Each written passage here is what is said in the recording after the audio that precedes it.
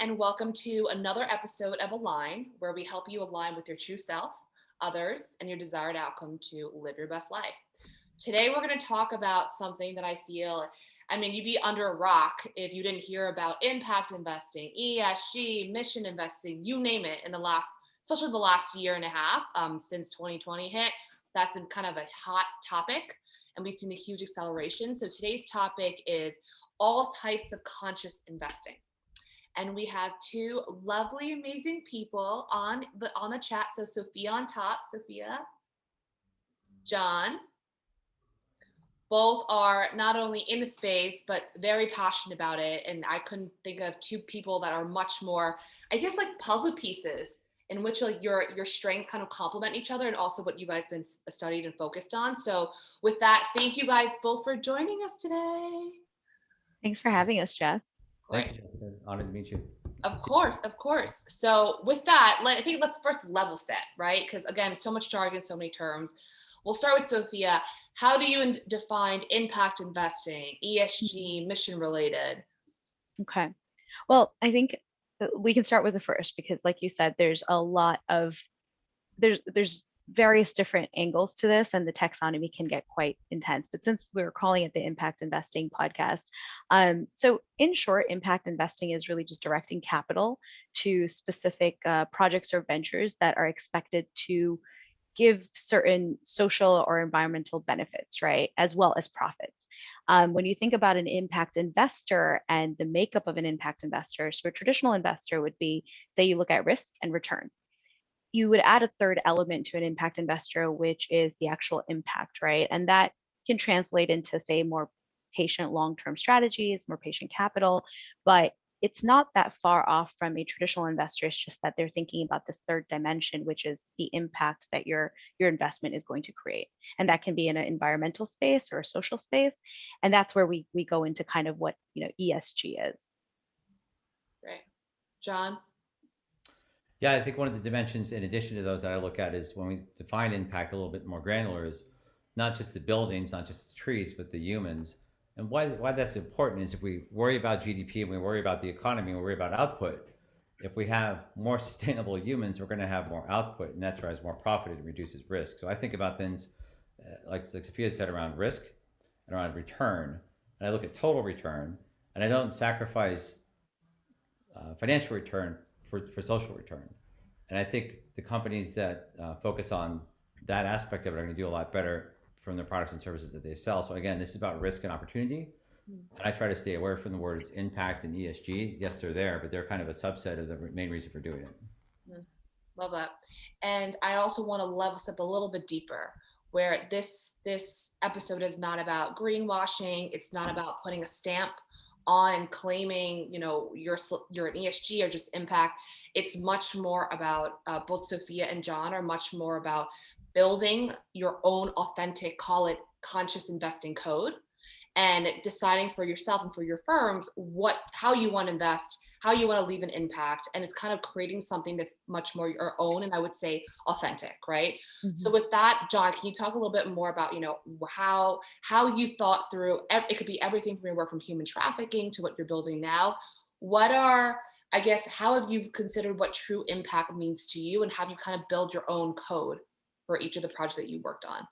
Thank you. And I'll go into my why I got here later, but I built my own code around the people I've dealt with for the last 52 for a very long time, from watching my mother be a single mother and fighting for economic equality, right? So that's a form of impact. So impact is not just the trees and the birds; it's the humans and the entire environment. And I define it as anything that not only does not do harm, but it's also around what are the outcomes we're trying to produce in the world. Clean air, clean water, that's a result, I think, of sustainable governance and a result of good practices and a result of making products that don't harm the earth and also regenerate it. That's another word we didn't talk about, but regeneration is how we need to design our economic models. And that's, again, not about losing money, it's about putting out more than you take and creating a value added mindset, much like Microsoft. How much value have they actually added to the world through the tools they created? They didn't just make money because somebody lost, they made money because somebody gained. And that's why they're so popular, right? And so it's really about that value-added, regenerative tool set that's important to us, and then also an outcome approach versus a theme versus a singular focus, and then around the washing, the greenwashing part of it, Apple and Amazon, they're awesome companies, but they've got like maybe the E part right, and we really want to help them get to the social and the governance part right, so the people that are working there are also financially sustainable, and it's across a diverse group, and that's very important. And it's important for investors because if you think about the risk that's going to come from companies who do not get their governance and the social right, they're going to risk losing customers, which drives revenue, which drives profits, which drives return. And that's how I think about these things. Love that. Sophia, how about you? How did you build your own code?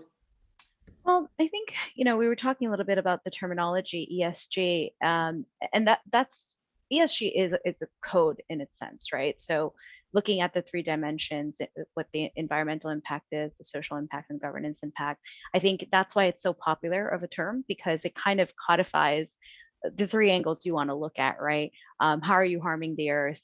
How are you taking care of the communities that not only you operate in, but you impact directly? And then what's your leadership like? How are you looking at not just your shareholders, but your stakeholders?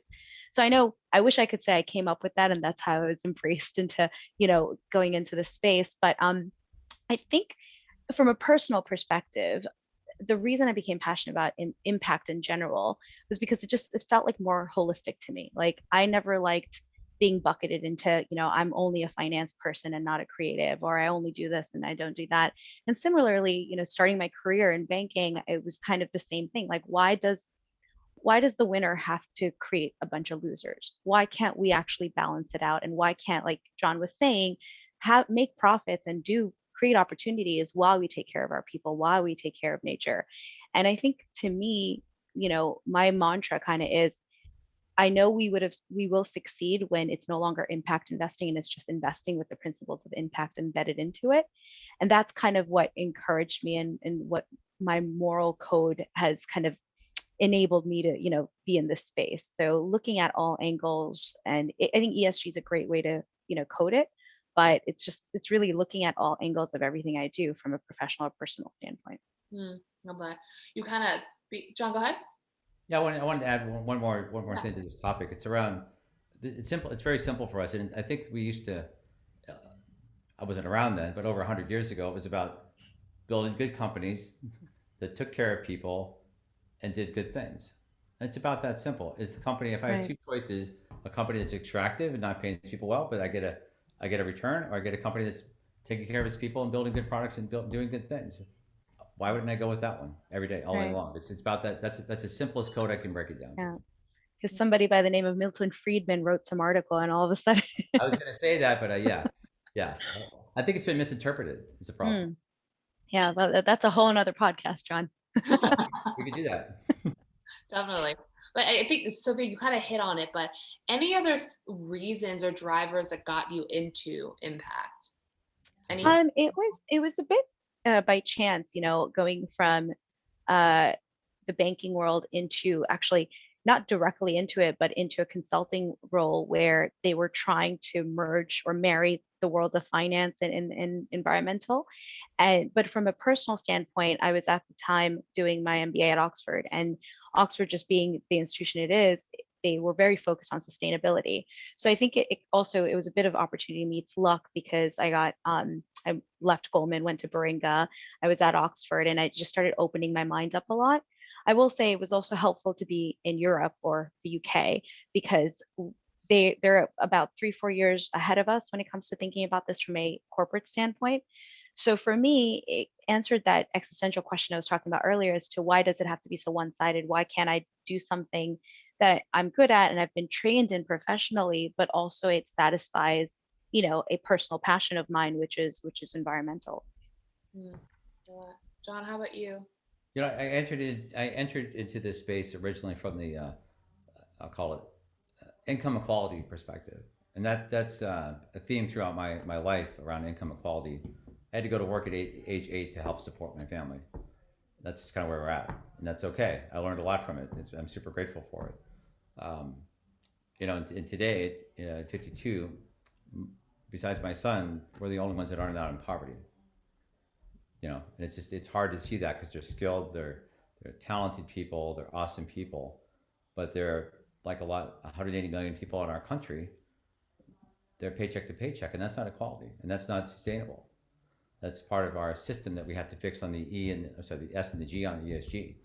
And that my awakening was about 2005 when I looked at myself and I realized I was living a very extractive life. I lucked out and I got into Merrill Lynch and Oracle, had an IPO, and I was living the life, right? And burning a lot of carbon. and I realized that I was living an extractive lifestyle and I got away from my blue collar values. And if we're thinking about what we're talking about, these are real blue collar values: taking care of your people, taking care of your community. Mm-hmm. And I got far away from that. And so I said, I have these skills in finance and technology. How can I apply them to helping making humans sustainable? Because if they're sustainable, they're going to treat the earth better, right? Yeah. And that's how I kind of got into this journey. And I spent the last 17 years making tons of mistakes, showing up in meetings and saying things I don't know what I'm doing, and making wild claims. And imagine 2005 talking about this, right? Mm-hmm. And saying that we're going to change finance to support the humans. What are you talking about, right? And so it's been a long journey. I've learned a lot from a lot of people. I'd like to say I had something original to add, but I think my gift is I'm able to retain a lot of information and find the right people to move it forward. And I'm here to make a difference, not just for me, but mostly for the rest of the world. And that's how I wake up every day around this. As I said earlier off tape, I work from 7 to 11, and that's because we all need to do this right now. It's all hands on deck. This is real. I'm not an alarmist, but it's the best. I think it's the biggest single opportunity we have for making returns in the world. Yeah, I echoing both of you. I think my passion for it really came about, Sophia, like you. I don't like to pick. I don't like. We don't. I mean, as ambitious people, why do we have to pick between A or B, C or D? Especially when there are very intertwined ways to make money, right? You shouldn't be, to your point, John, like extracting from the earth to make money. I just don't think that's the only option. And John, and we'll kind of get to it too, I think the past couple of years, a lot of the social and environmental and a lot of governance things have been happening in our world, especially in finance. I've gotten a point where I don't, like you, I don't mean to be alarmist, but if we don't fix it, it'll be fixed for us. And when you let other people fix it for you, it won't be in a way that you would want that outcome. And so I just don't like, I think as someone that obviously wants to maintain peace, I am very nervous that if we can't get this right, we're up to something very detrimental, not just in our country, but honestly in the world. So it's here, it's live. You can hide behind it to a point, but at some point it's going to come knocking at your door, and it doesn't matter how wealthy you are. When people are desperate and they have no other option, the scariest thing about a person, a man or a woman, is if they have no other option and they're pushed against the wall. And I just don't want to see that happen especially ever, but in our generation. We should give options for all. Yeah, I hear you. So in terms of, why do we see this acceleration and magnification of impact? Like, what are some events that like mindsets that you kind of see in the past couple of years? And especially because you guys were in it day in, day out, like what are some areas that you've seen, wow, people are really starting to pick up in the last couple of years? So if you want to start. Sure. Well, I think we can talk about something pretty recent. So, we're in the midst of multiple crises right now, right? It's not just a health crisis, it's an economic crisis. And if you think about like what impact investors are doing now, they're trying to address a lot of these core issues at the same time. So employment, health, access to healthcare, job creation. I think this year has definitely magnified and exaggerated the need to think about it.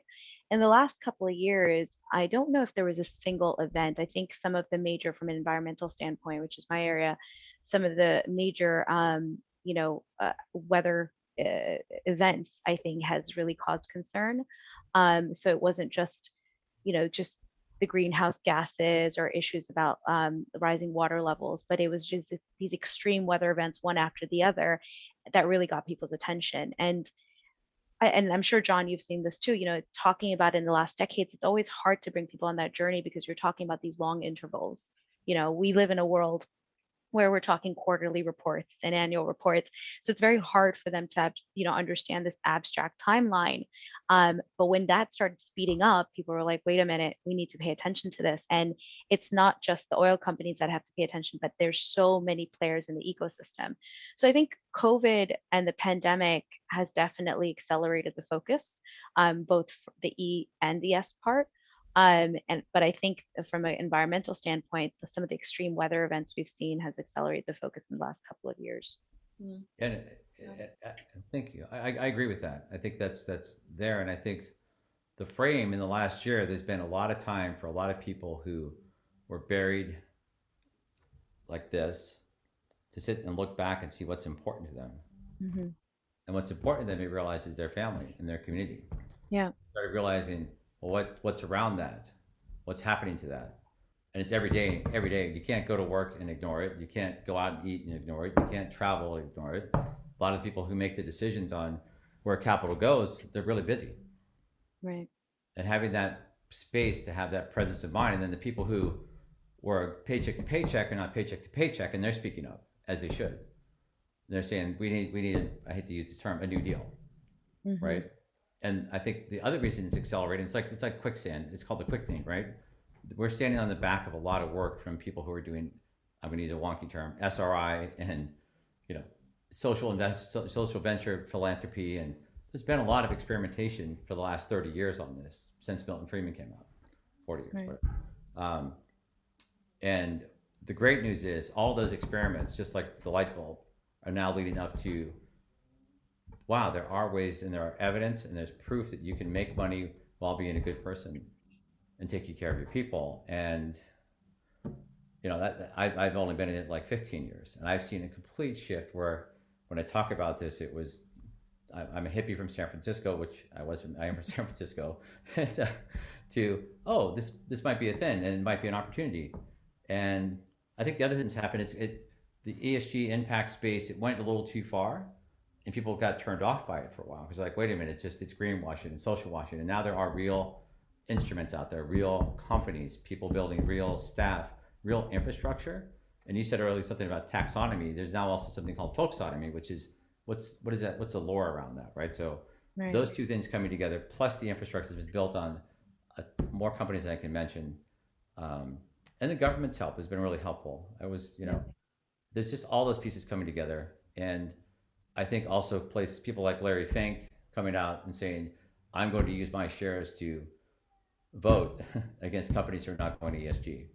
Right. Elon Musk coming out, and that's important. What companies see them do that, it's not to shame them, it's to say, I'm investing my company in this. It's safe. They've made the safe bet.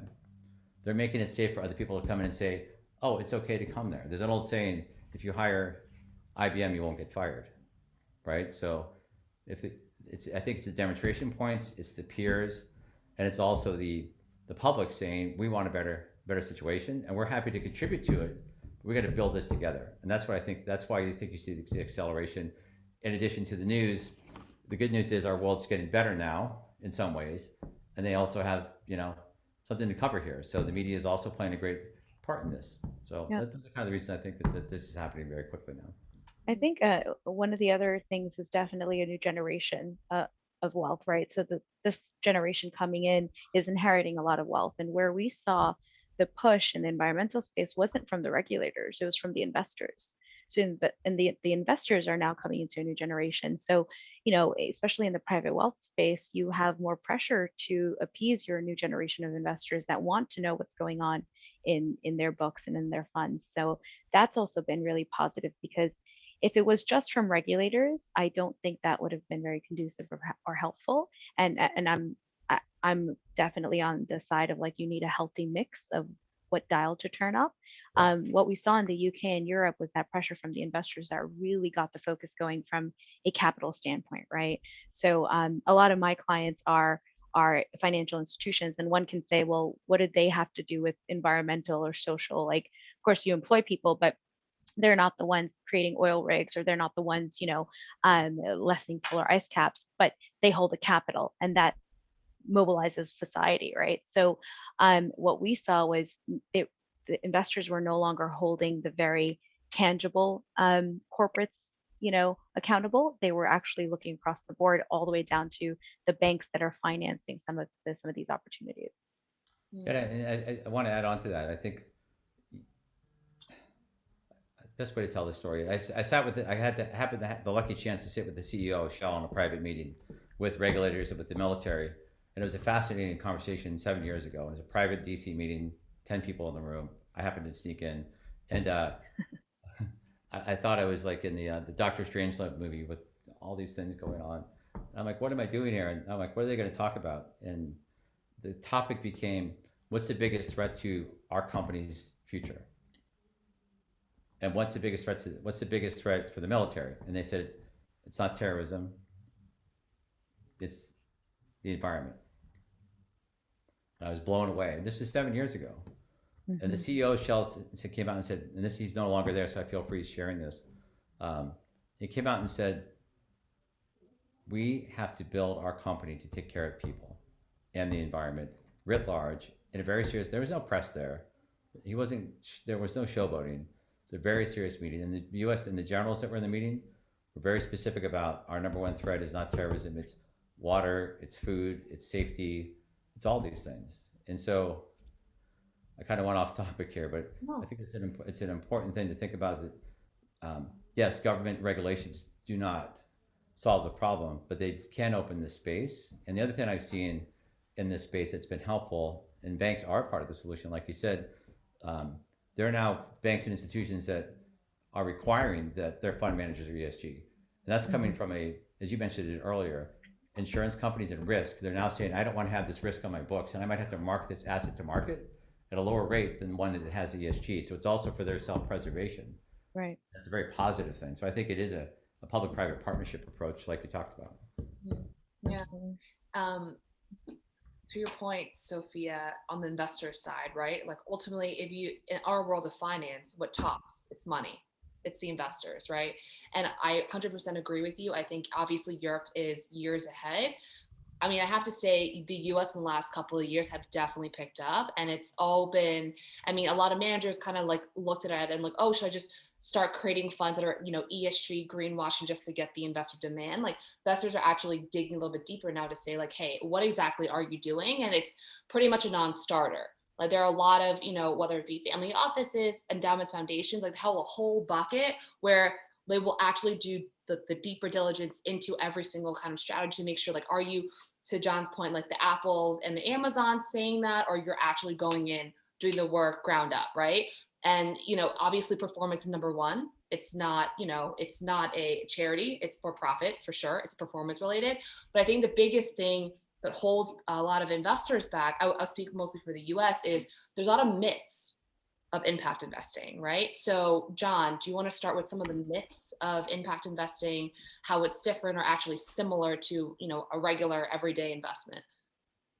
Sure. So a lot of the myths that are still around is, yes, it's charity, or it's a lesser return, or it's in that bucket, right?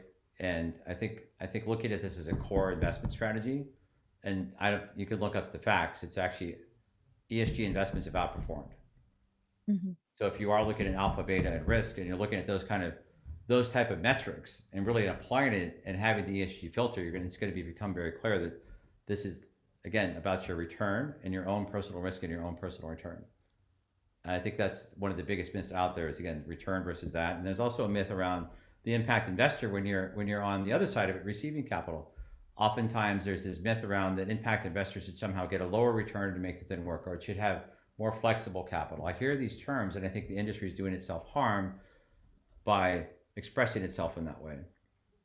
I think regenerative models, as we talked about, Sophia, are important because I think that kind of meets it in the middle where you're getting the return, but you're also finding a way to take care of society in a way that generates an equal or better return with lower risk. And even in today's world, ESG is doing that. I think we can crank it up even one better. That's what I think is, it's a myth around risk, and it's a myth around return, and it's also the myth around how to put it. I'll stop right there. Thanks. Well, I think the one or two that I have is along the same themes, and I'm sure, John, you've heard this. It's too hard to measure. it's too abstract, it's too far, it's too beyond our horizon, so we can't really see that far. What metrics would we need to be able to measure whether we're doing good or bad? And ultimately, I mean, especially today, I mean, John is much more, has been in the space longer, but I've been in this space a little over 3 years now, and I've seen the frameworks and the ability to measure actually progress a lot. So that's a huge myth. And the second one, I think, John kind of alluded to it, is, well, it's not really our problem. So going back to like that bank, saying, well, no, we're not an oil company, or we don't make cars, so we don't really directly affect the environment, or we don't affect, a principle of, say, ESG. But at the same time, they don't really understand the connection. So I think those two myths kind of set that foundation of the hesitation from organizations, which is where you need the investors and the regulators to come in and kind of nudge them a little. I'd say just one more myth is, and to highlight Sophia's point, that there are not the tools. And call any Big Four accounting firm. They have an ESG department. They have an audit department. You can now do this, and it's there. The tools, resources, and companies like Sophia's are there to get this done. And so there are more resources than you can shake a stick at to get it done. And it's really back to highlight that point. If your village is I hate to use the word burning because we're talking about climate, but if there's a problem in your town and you're sitting there and you're saying, I'm not going to deal with it, that's the old model. The new model is we all deal with it together. Exactly. Look, we always use the analogy of looking under the hood, right? So at Baringa, one of the things that we've really developed is top of the class, a climate change scenario modeling capability. And what we do is, regardless of what type of institution you are, or what type of portfolio you have, we can help you model those different scenarios and outcomes. And that's kind of where it starts. It is difficult and it is challenging, but it's necessary for any risk that your business might have, right? Any kind of going concern risk. So it's not impossible. There's a lot of data out there. There's a lot of research out there. It's just, do you have leadership buy-in, which is the big thing? And do you have the appetite and the culture to be able to drive it? And unfortunately, the bigger your institution is, the harder it is, but it's not like the myth of it being too hard or too long is definitely incorrect, because it's not impossible. We're seeing clients doing it now. Yeah. Speaking of that, and Sophia, because you are focused on environmental, what are the areas, the opportunities, right? Areas that are really underinvested within environmental, right? What do you think that it could be? Investors, it could be firms. What are areas that we should be deploying more and more capital into and help clean Absolutely. I think so. The other side of that, electric vehicles, the move away from natural gas, from gases into energy, it has a lot of focus, has a lot of money in that space. One of the things that's close to my heart, just being an East Coaster, and being somebody who loves to live near the sea or near the ocean, infrastructure. I think that's underinvested, and a part of the challenge is just how infrastructure is dealt with on the different municipalities. You're dealing with local governments, you're dealing with privatized roads, but infrastructure, real estate, I think, is underinvested. So wouldn't it be great if we had a world where your mortgage company that you're going to pay probably a mortgage to for another 15 years would work with you to actually retrofit your home to be more climate change, adapting, as opposed to you're just paying a mortgage on something that might not even exist or be able to withstand what's to come. I think those are the two areas that I see pockets of things coming up, but it would be great if we had some startups in this space, if we had some new thinking in this space. I think the UK does this very well, but a part of this is because they have a much smaller population to work with, and they have a really good framework for like the regulators and the private industry to work together. But in the US, I think that's something, that's a space that needs a lot more attention and love. And John, how about the underinvested areas within governmental governance, and societal or like social issues? Sure. I think there's a couple of key areas. So I think there's one of the biggest opportunities we have worldwide is to create a pool of capital for retooling. Because a lot of companies say, I don't have the capital to do this. The CEO says, yes, I go to the climate event, I want to do this. Then they go inside, oh, what's this going to cost me? And they go to their bank and they say, I'd like a loan to retool my company to make it ESG. Like, what? right? Right. So I think there's a major opportunity for financial institutions to step in and create capital to retool, just like we had to retool in the 2008 and 9 crisis. Companies came in, they took capital, they retooled, they innovated, and look where we're at, right? And so it's really that kind of next tranche of, I'll call it growth capital that needs to be invented by the financial institutions out there. We're doing that, but I ask all financial institutions to listen to this. Can you go to a company and say, you need capital to grow, and put it in the form of bond, whatever you need to do to feel you're comfortable, but that's going to help that company compete. Another area is, again, when you look at if you're building real estate, if you look at anything you're doing, put the capital in there to design it right from the first place versus waiting for the regulator to come tell you to do it. These are simple things you can do. And then think about this as, I'm invested in innovation and I'm future proofing my company, and so I can compete more effectively. And stop thinking about it as the third bucket. It's really at the core of innovation and product development. I mean, how much money do companies spend on innovating and product development all the time? This is a piece of it. It needs to become core versus this check the box thing, right? Mm-hmm. And I think the biggest investment opportunity we have, whatever country wants to do this, whatever coalition wants to do this, imagine instead of the $2 trillion, which is a great start, that the U.S. is putting forth for climate change, really putting down a Marshall Plan, $20 trillion invested in people and systems to innovate our way out of this. This isn't a donation. This is the biggest opportunity we've ever had as a world, and we have the capital to do that. This is not about throwing the money away. It's about becoming the biggest net exporter of technology, systems, and culture that can radically change the world for the better for everybody. Grow the pie, don't regulate the pie. Grow the pie, don't just look for the return, and you'll have plenty to live on for the rest of your life. You clearly thought this through before, John. Bam. This is not just from thin air. I love that. So what advice would each of you give to an investor who wants to be more involved and support conscious investing, a company that wants to, head towards a space, and third is an individual of a company who wants to kind of start cheerleading and really kind of putting this into action? So Sophia, do you want to share kind of one for each?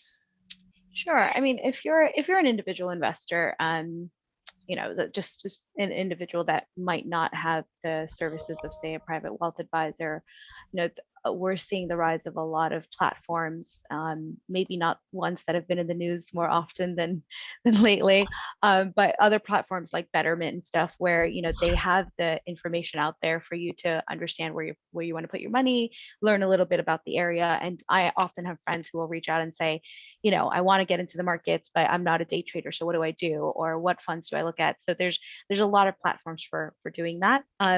If you're an investor or an institutional investor, or in a position to hold the companies in your portfolio accountable, I think exercising your shareholder voting rights, like the Larry Finks of the world, is one of the best ways.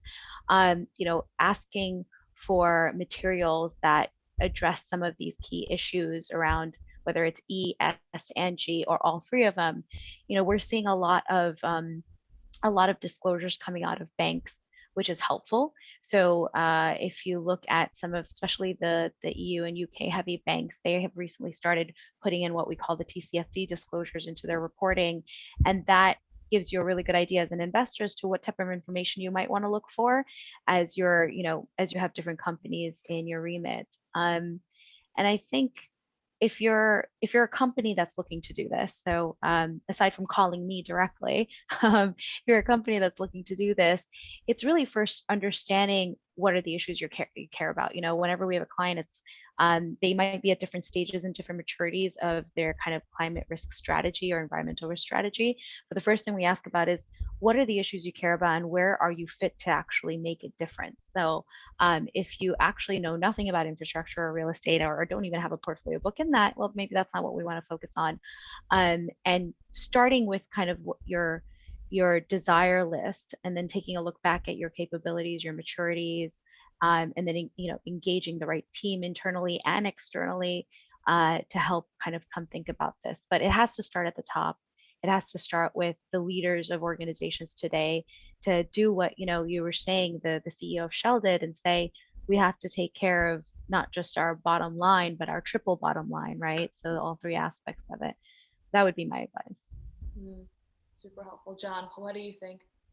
Well, I think as an institutional investor, taking that approach of what's my risk exposure and using a data-driven approach, and to Sophia's point, making sure it's not just the environment, but the social and the governance that is coming to a theater near you very quickly. So what is my risk? What's my exposure? And taking that, again, data-driven approach, working with the third parties that have thought through this very carefully, making sure that you're not just working with the innovators in this space, but also with the people who, the KPMGs and the larger firms, and making sure that you have a good mix of a team, because I think they both have a source of truth. So I think not just trusting one firm, but having a real solid team. To Sophia's point, I agree with that. And I think as far as some of the innovators out there, and people who have been out in this space for a long time, there's the drawdown fund. So if you want to look at a portfolio of private companies, I think that's, I forgot to mention this, one of the biggest opportunities we have is not just public companies. I forget what percentage are private companies. We'll just say it's 90% of the companies are private companies. What private companies in your area could you invest in? And have that deal with them about doing private capital into private companies. That's a major growth opportunity. And as far as other companies that are out there, I like Heal Our World and Music for Climate Justice. They're great firms, and they're a data-driven approach, led by female founded.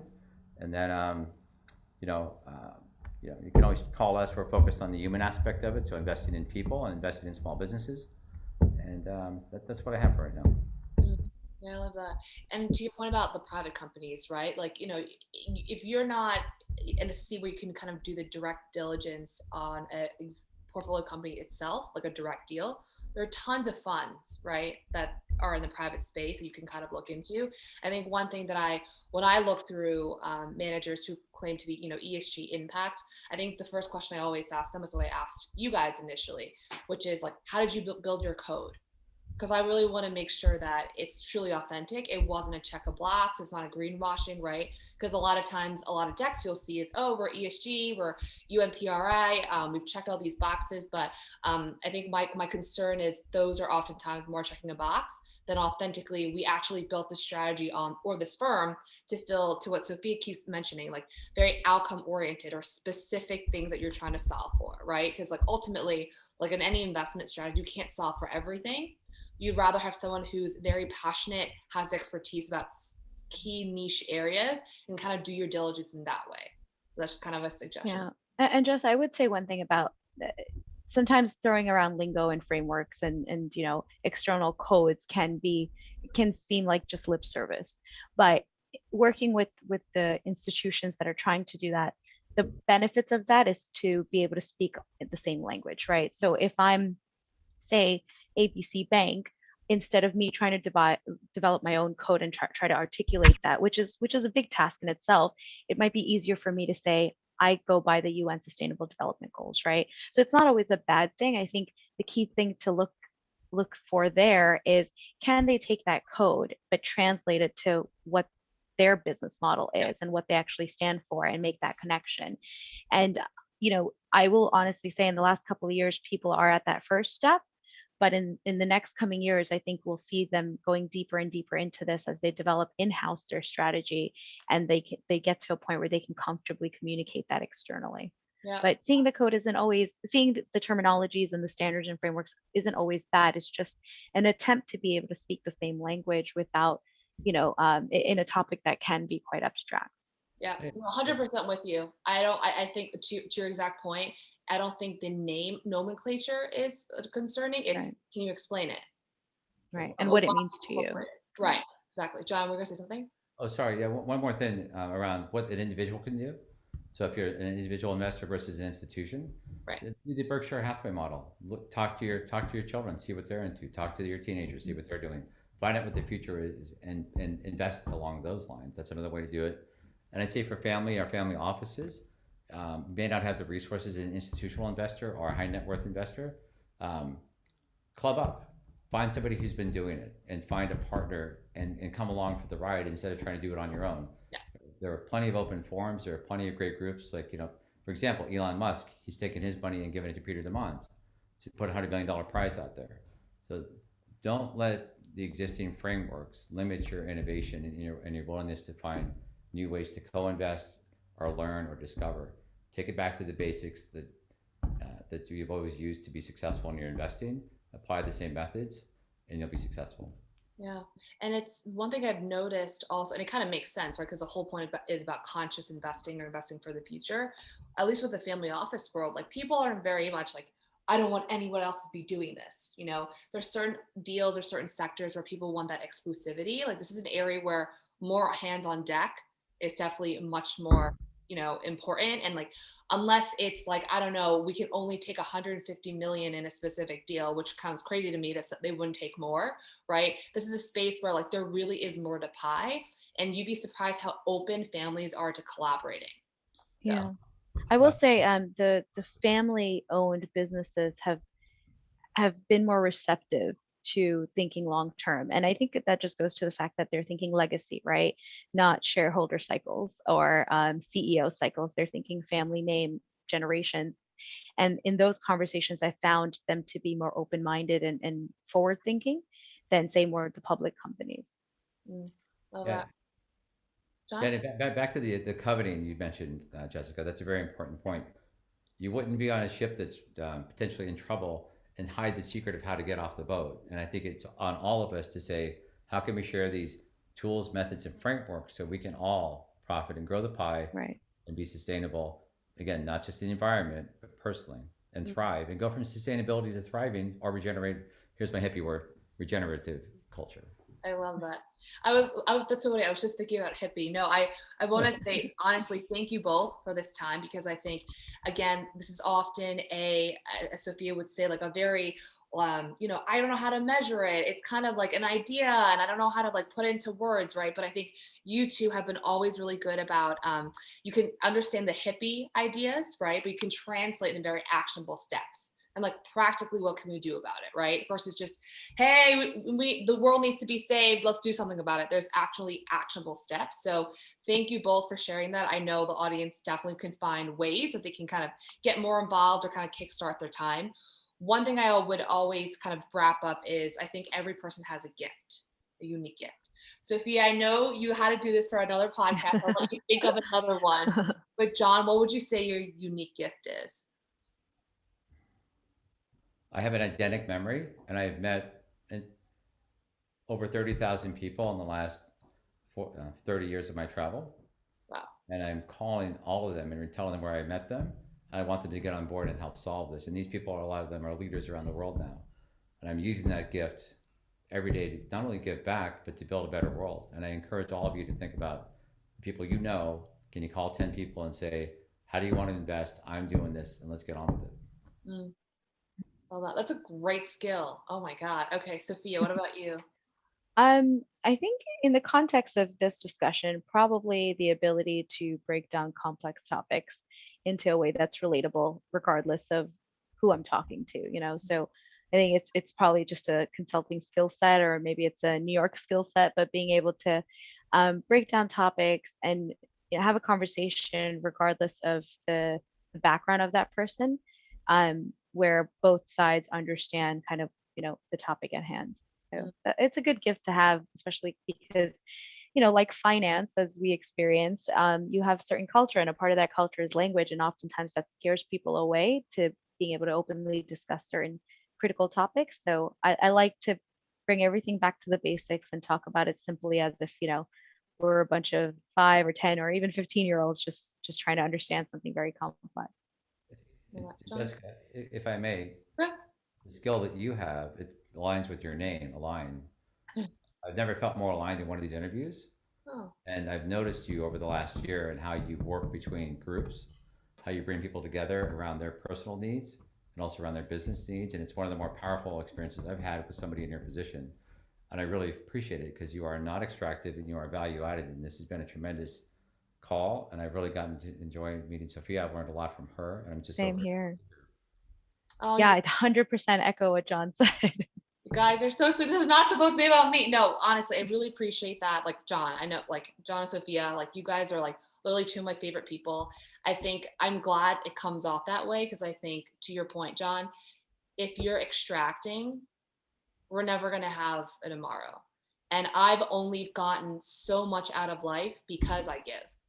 Like, I mean, John, when I go through struggles, I can call you and you're literally there and helping hands. Same thing with you, Sophia, right? So I think for me, I just really feel like the more you put out good, it always comes back tenfold.